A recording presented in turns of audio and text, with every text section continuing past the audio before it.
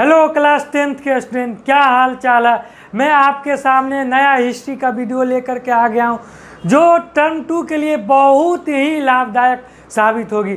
जो student term 2 में examination देने वाले हैं उनके लिए ये वीडियो तो रामबाण साबित होगी। क्या साबित होगी? रामबाण साबित होगी। यदि आप इस क्वेश्चन को देख करके एग्जामिनेशन हॉल में जाते हो तो 3-4 क्वेश्चन तो फिक्स है जो आएगा ही आएगा, उसमें कोई डाउट नहीं है। 3-4 क्वेश्चन आपको फिक्स है जो इसमें से आएगा ही आएगा। यह एक पेपर लिख इसको आप कह सकते हो जिस पर जो है मतलब इस तरह का ये क्वेश्चन का जो समावेश किया गया है उसमें से 3 क्वेश्चन आना एकदम ज़रूरी है। यह 10 क्वेश्चन का VVI सीरीज आपके सामने हम प्रस्तुत करने जा रहे हैं। यह CBSE और बिहार बोर्ड दोनों स्टूडेंट के लिए बहुत ही लाभदायक साबित होगी।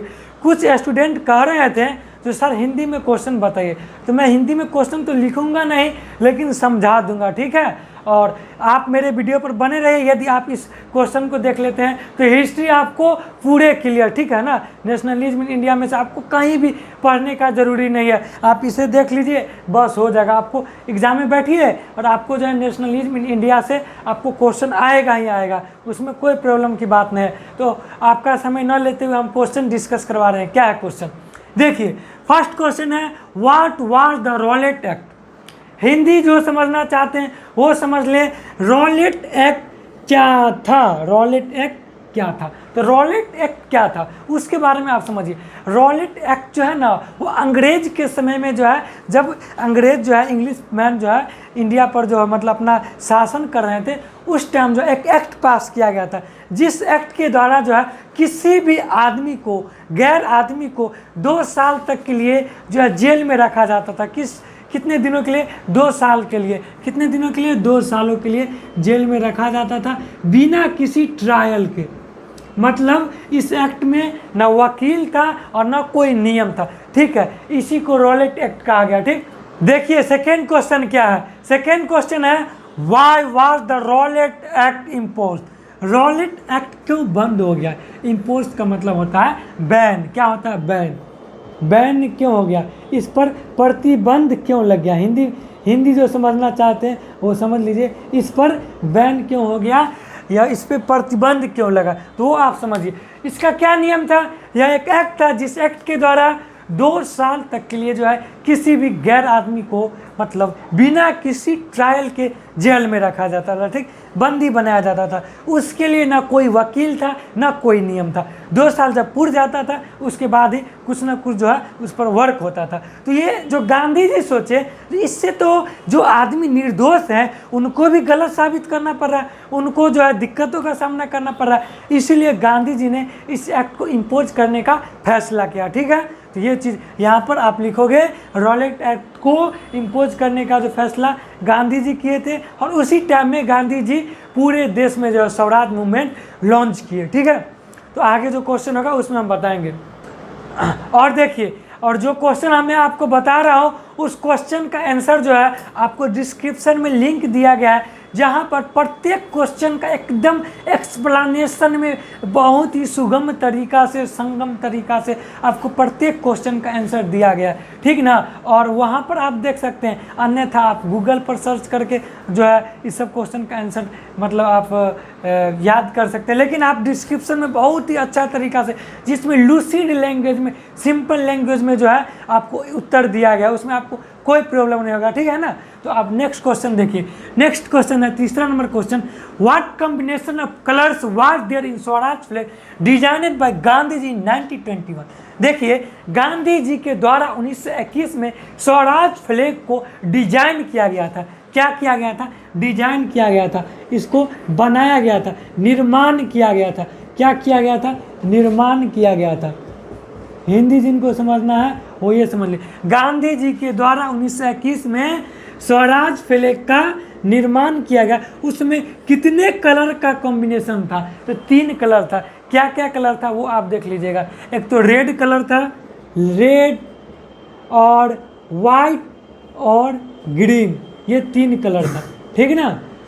उसके उस तीनों कलर के बीच में एक जो है आपको एस्पाइनिंग हिल था, बहुत सारे चीज़ था जो कि आपको उसमें जो है ये स्वराज फ्लैग क्या दर्शाता है, तो स्वराज फ्लैग जो है ना गांधीयन आइडिया को दर्शाता। क्या दर्शाता है? Swaraj flag describe the Gandhian idea. Swaraj flag describe 3 colour red, white and green. Swaraj flag के बीच में जो एक आपको एस्पाइनिंग हिल है जो बताता है जो आप जो है ज़िंदगी में हमेशा मूविंग रहो, आप हमेशा ज़िंदगी में चलते रहो, चलायमान रहो, कभी भी रुकना नहीं है, ठीक है। यह गांधी जी का आइडिया था जिन्होंने मतलब जो एक स्वराज फ्लैग में दर्शाया गया था, ठीक है ना। और अब देखिए नेक्स्ट क्वेश्चन क्या, अब what was the main reason to withdraw the non cooperation movement. देखिए गांधी जी के द्वारा असहयोग आंदोलन, इसका हिंदी क्या होगा? असहयोग आंदोलन। सहयोग आंदोलन, मूवमेंट का मतलब आंदोलन होता है, ठीक ना। गांधी जी के द्वारा जो असहयोग आंदोलन करवाया गया था उसको विथड्रॉ क्यों लिया गया, वापस लिया गया, वापस लिया गया क्यों, वो देखिए उसका मुख्य कारण बताइए। हिंदी जो समझना चाहते हैं वो हिंदी समझिए, ठीक है। तो आप हिंदी इसका समझिए। गांधी जी के द्वारा जो असहयोग आंदोलन नॉन कॉपरेशन मूवमेंट जो मतलब किया गया था उसको क्यों वापस लिया गया, वाई विड्रॉन किया गया, वो आपको बताना। देखिए 1922 में जो है गोरखपुर में चौरी चौरा हत्याकांड हुआ। क्या? चौरी चौरा मसाकरे हुआ था, जिस मसाकरे में 22 पुलिसमैन को 22 पुलिसमैन को, यहाँ पर आप देख लीजिएगा, इसका उत्तर यहाँ पर हम लिख देते हैं। 22 पुलिसमैन को किलेड किया गया। क्या किया गया? किलेड किया गया, मारा गया, ठीक है ना, किलेड, जिसके कारण यह मूवमेंट जो है वायलेंट हो गया। क्या हो गया? वायलेंट हो गया। यह चौरी चौरा आपको, आप जब रेलवे से मतलब आप सफ़र कीजिएगा तो चौरी चौरा आपको गोरखपुर में, ठीक ना, रेलवे स्टेशन मतलब रेलवे लाइन जो है ना, रेलवे ट्रैक के जस्ट बगल में चौरी चौरा, ठीक है ना। इसके कारण गांधी जी ने सोचे जब चौरी चौरा इस तरह से जो है फैल रहा है, जिसके कारण और ज़्यादा फैल सकता है, मतलब वायलेंट में बदल रहा था, इसलिए गांधी जी ने क्या सोचा? सत्याग्रह, ये जो है असहयोग आंदोलन को वापस लेना सोचा, ठीक है। इसका भी आंसर आपको डिस्क्रिप्शन में बहुत ही सुगम तरीका से मिल जाएगा, ठीक है ना। आपको टेंशन नहीं लेना, आप इतना क्वेश्चन को समझ लीजिए, एक एक क्वेश्चन को समझिए, ठीक है।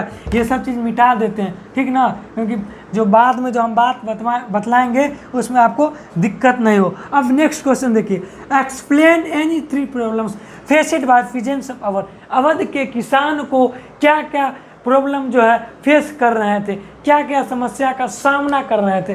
फेस का मतलब सामना करना होता है, ठीक। What was the problem faced by peasants of Awadh. Awadh के किसानों के द्वारा, पीजेंट्स का मतलब होता है किसान, ठीक ना, तो किसान होता है, तो क्या क्या प्रॉब्लम था वो देखिए। एक्सप्लेन एनी 3 प्रॉब्लम को करना। तो फर्स्ट प्रॉब्लम क्या था? देखिए किसान को उस टाइम में जो है ना, जब टैक्स जो है बहुत हाई हो गया था, क्या हाई टैक्सेस हो गया था। आप एक चीज़ बताओ, आप किसानी कर रहे हो, ठीक है, आपको ज़्यादा टैक्स पे करना पड़ेगा, तो आप कैसे अपने आप को सर्वाइव करोगे? नहीं सर्वाइव करोगे। तो ड्यू टू हाई टैक्सेस, सबसे पहला क्या रीज़न होगा? Due to high taxes. और दूसरा बात, उनको लैंड नहीं दिया जाता था, किसके लिए? कल्टीवेट करने के लिए, उन्हें लैंड नहीं दिया जाने लगा। और उन्हें क्या, उसके बाद उन लोगों को मतलब टेन्यूर किया गया, उन लोगों को रहने के लिए भी जगह नहीं दिया जाता था, ठीक है। ये सब चीज़ प्रॉब्लम का सामना करना पड़ रहा था, ये सब चीज़ जो है अवध के किसान को सामना करना पड़ रहा था। अब देखिए, how did 6 number question, how did the rich peasants, rich peasant का मतलब होता है अमीर किसान, ठीक है ना, and women take part in the civil disobedience movement. क्या? सिविल डिसोबीडियंसी मूवमेंट में अमीर किसान और महिला कैसे पार्टिसिपेट किए? तो अब आप देखिए, सबसे पहला बात आपको समझाने के लिए मैं बता रहा हूँ, जो सिविल डिसोबीडियंसी मूवमेंट में मेनली रिच पीजेंट्स जो शामिल हुए थे, उन्हीं का पत्नी जो है, उन्हीं लोगों का पत्नी जो है इस मूवमेंट में शामिल हुए थे। इसलिए मैं बता रहा हूँ क्योंकि वुमेन भी जो थी वो रिच थी, ठीक है, तो उसमें कौन कौन वुमेन थी शामिल, तो आपको शहर के अमीर लोग, एजुकेटेड लोग और ग्रामीण परिवेश के भी जो एजुकेटेड लोग हैं, जो लैंडलॉर्ड लोग हैं, वे लोग शामिल हुए थे। उन लोग इसलिए शामिल हुए थे क्योंकि टैक्स जो है वो बढ़ गया था। उसमें आपको सॉल्ट टैक्स बढ़ गया था क्या, जिसमें गांधी जी ने वायसराय को लेटर लिखे जो आप सेल्फ टैक्स को एबॉलिश कर दीजिए, क्योंकि यह प्रत्येक आदमी का स्टैंडिंग डिमांड है, मतलब यह मूलभूत डिमांड्स है, नीड्स है, लेकिन उस पर वर्क नहीं हुआ, जिसके कारण साल्ट मार्च भी हुआ। तो सिविल डिसओबीडियंस मूवमेंट में रिच पीपल, रिच पीजेंट्स और रिच वुमेन शामिल हुए थे, ठीक है ना, क्योंकि टैक्स बढ़ गया था इसी कारण से। नेक्स्ट क्वेश्चन देखिए, describe the main features of salt march. Salt march का मेन फीचर्स आपको डिस्क्राइब करना। तो देखो बाबू, सॉल्ट मार्च पहले क्यों हुआ, तो क्या कारण था सॉल्ट मार्च का।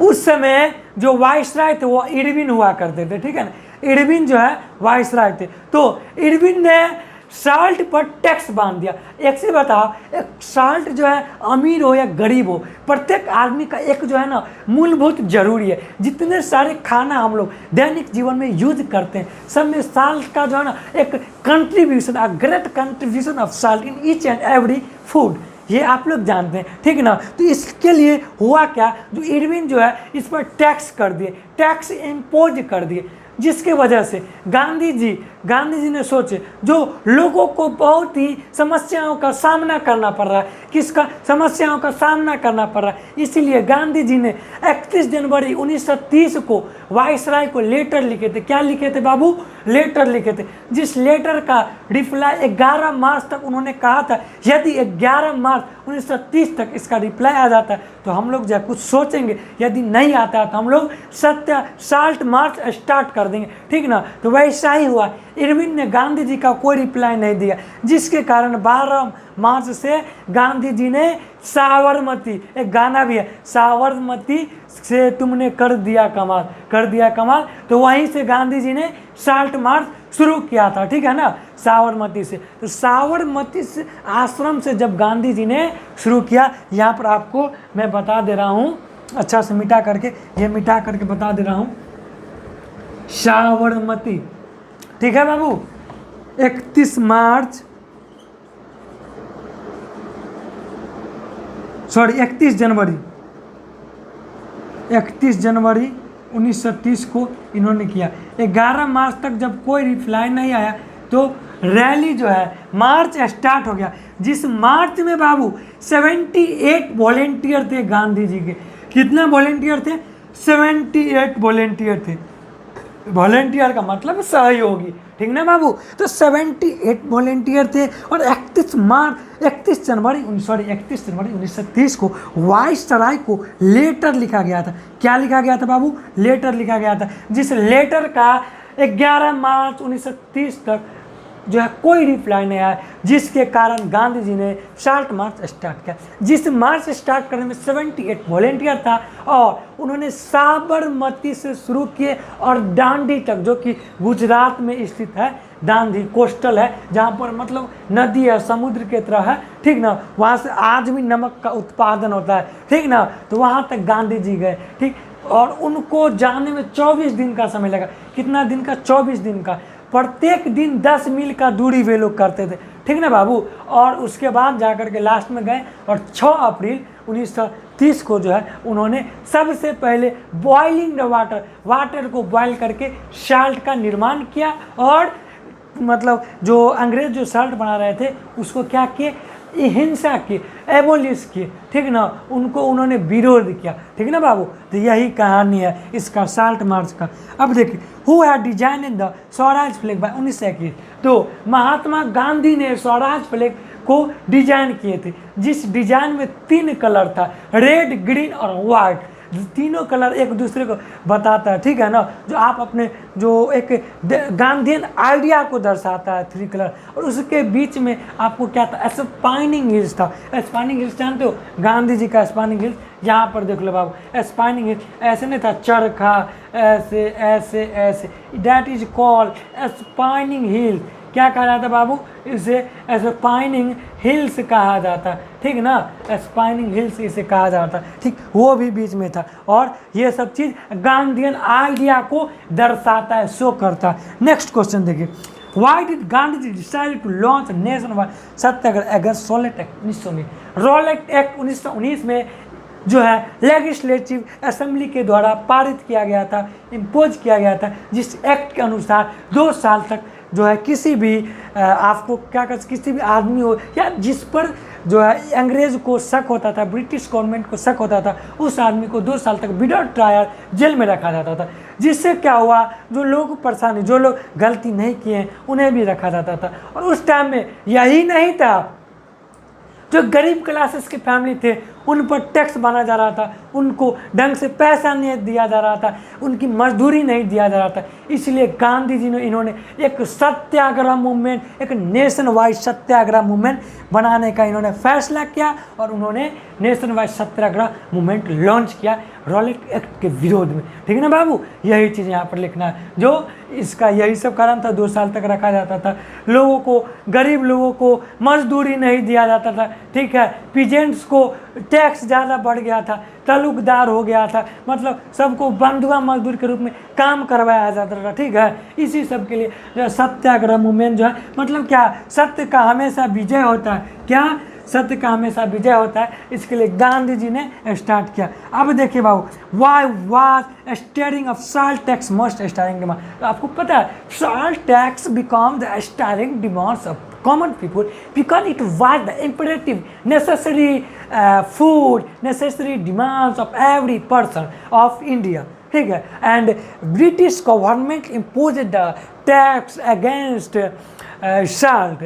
That's why Mahatma Gandhi decided the salt abolish tax. That's why they started salt march. आप कहने का मतलब समझ लीजिए, साल्ट टैक्स जो स्टार्टिंग डिमांड इसलिए हो गया था क्योंकि यह प्रत्येक जितने भी लोग हैं, भारत के जितने भी लोग थे, सबका एक स्टार्टिंग डिमांड है। आपको पता है ना बाबू, यदि आप खाना नहीं खाओगे तो आप तो जीवित नहीं रह सकते हो। तो प्रत्येक खाना में साल्ट का अंश है, यदि खाना में साल्ट का अंश को हटा दे तो साल्ट खाना क्या हो जाएगा, बेरंग हो जाएगा, उसका कोई जो है, आप साल्ट नहीं खाओ खाना में, आपको एनर्जी नहीं मिलेगा। इसीलिए गांधी जी ने इस पर वर्क किया। यह मूलभूत डिमांड है, मूलभूत डिमांड है, इसलिए यह स्टारिंग डिमांड हो गया, यह नेसेसरी डिमांड हो गया। क्या हो गया बाबू, यह नेसेसरी डिमांड हो गया, ठीक ना। यही सब चीज़ इसमें से आपको 3-4 क्वेश्चन आना एकदम फिक्स ही फिक्स है। तो आप जो है ना एक एक क्वेश्चन को देखिए और प्रत्येक क्वेश्चन का आंसर जो है एकदम सिंपल एंड लूसिड लैंग्वेज में आपको डिस्क्रिप्शन में मिल जाएगा लिंक, जिसको आप ओपन करके प्रत्येक क्वेश्चन का आंसर देखिएगा। उसमें आपको प्रत्येक क्वेश्चन का सिंपल आंसर मिलेगा, जिससे आपको बहुत ही लाभदायक साबित होगा। आप एग्जाम में जाओगे, आपको लगेगा ही नहीं, जितना सारा हिस्ट्री का क्वेश्चन आएगा आप आसानी से बना दोगे। आप यदि आप सोचते हो मैंने 1 साल गंवा दिया टर्म 2 के लिए, तो आप चिंता होने की कोई ज़रूरी नहीं। आप इस वीडियो को देखिए, आपको एकदम रिसर्च किया हुआ वीडियो हुआ है, 10 क्वेश्चन है, जिसमें आपको 3-4 क्वेश्चन लर्न एकदम फिक्स ही फिक्स है, ठीक ना। तो मैं आपको नेक्स्ट वीडियो में मिलूँगा। अलग जैसे ज्योग्राफी का क्वेश्चन है, पॉलिटी का क्वेश्चन है, इकोनॉमिक्स का क्वेश्चन है, इन सारे क्वेश्चन के साथ, सिविक्स के क्वेश्चन के साथ। इसलिए हिस्ट्री के लिए, टर्म 2 के लिए आप इतना वीडियो अवश्य देखिए। आप ज़्यादा से ज़्यादा दोस्तों तक पहुँचाइए। जो लोग साल भर जो मेहनत नहीं की है, उन लोगों को भी तो नंबर से पास होना है, तो उन लोगों को पास ये वीडियो दिखाए, उन लोगों को कोई टेंशन नहीं लेना पड़ेगा। 3-4 क्वेश्चन जो हिस्ट्री का आएगा वो फिक्स है, जो बना कर ही आएंगे, ठीक है। मैं हिस्ट्री का और भी क्वेश्चन बताऊंगा, ऐसा नहीं है। आप इतना जितना क्वेश्चन मैं बताऊंगा वो आपके लिए 100% फिक्स आएगा ही आएगा, उसमें से 30% क्वेश्चन, ठीक है ना। मैं ज्योग्राफी का वीडियो बनाऊंगा, पॉलिटी का वीडियो बनाऊंगा, सिविक्स का वीडियो बनाऊंगा। इसलिए आप मेरे वीडियो पर, चैनल पर बने रहिए और जो ज़रूरतमंद जो विद्यार्थी हैं, जिन्हें जो साल भर जो अपना टाइम लॉस कर चुके हैं, उन तक पहुंचाइए, जिससे उन्हें फ़ायदा हो और एग्जामिनेशन में वह जो अच्छे से अच्छे मार्क्स प्राप्त कर सके, ठीक है ना। तो आज तक के लिए इतना ही। अब 10 क्वेश्चन जो है आज प्रैक्टिस कीजिए, आपके लिए बहुत ही लाभदायक साबित होगा, ठीक है। आज के लिए बाय, टाटा, ठीक है, ओके।